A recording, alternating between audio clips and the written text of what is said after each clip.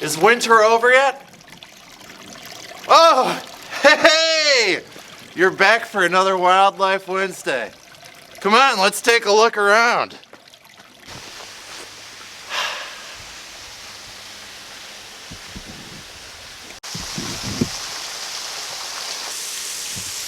Hello, and welcome back to another Wildlife Wednesday.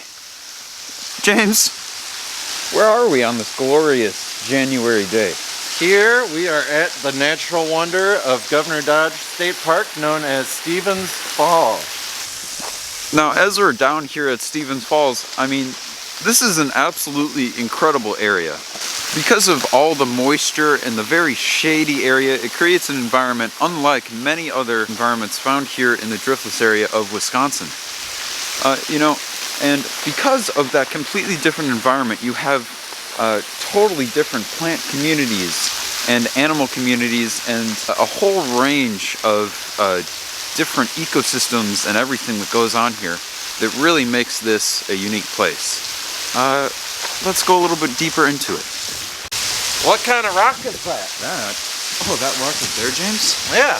That's just your good old sandstone. You know, we have a lot of sandstone around here in the driftless area, and boy oh boy, this is a classic example of sandstone. A relatively soft sandstone at that, allowing this water to carve right through it. So what we got here is a type of fern moss. And fern moss is part of the family Thudiaceae, genus Thudium, and this moss it's a real hardy type of moss, so it grows really well in cold weather. It can tolerate up to -5 degrees Fahrenheit, and this stuff will just keep growing, as you can see here in the winter. And it also prefers acidic type soils, and that's what you get when they grow on the side of this sandstone here. That's a really acidic rock, and so the plant does really well here, and as you can see, there's a lot of it.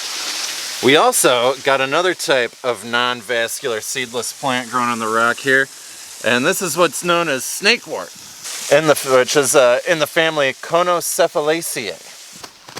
Alright, so now I already mentioned how this was a completely different environment from most of the driftless area because it's much cooler and shadier than most of the surrounding area. However, because of that, it creates these habitats that allow for trees like this to grow here.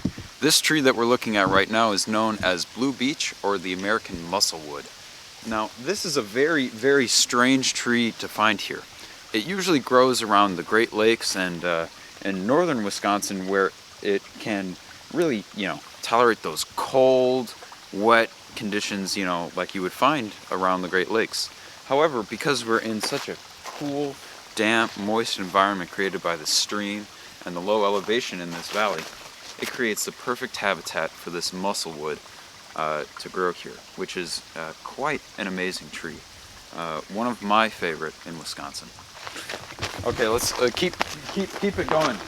Should play music behind this.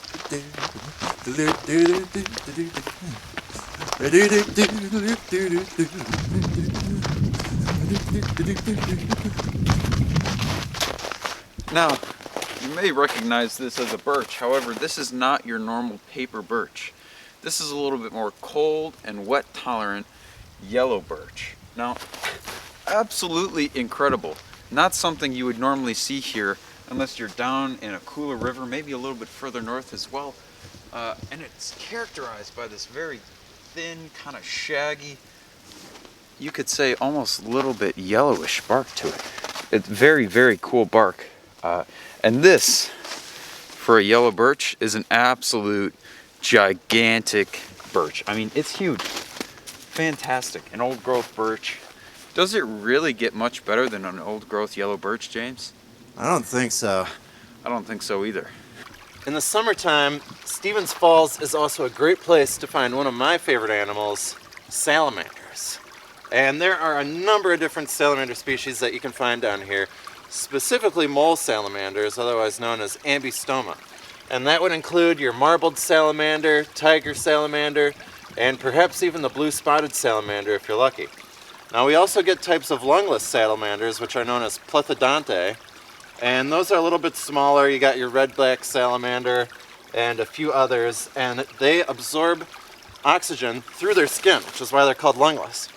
Now, if you come out sometime this summer, you won't find them now, but they're usually, they love Stevens Falls. If you come out for summer camp, you might get a chance to see one of those bad boys.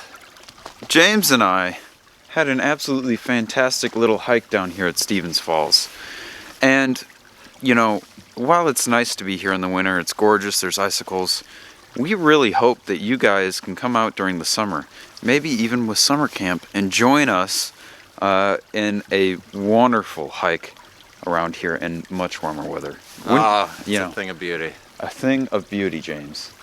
And so with that, thank you for watching this episode of Wildlife Wednesday.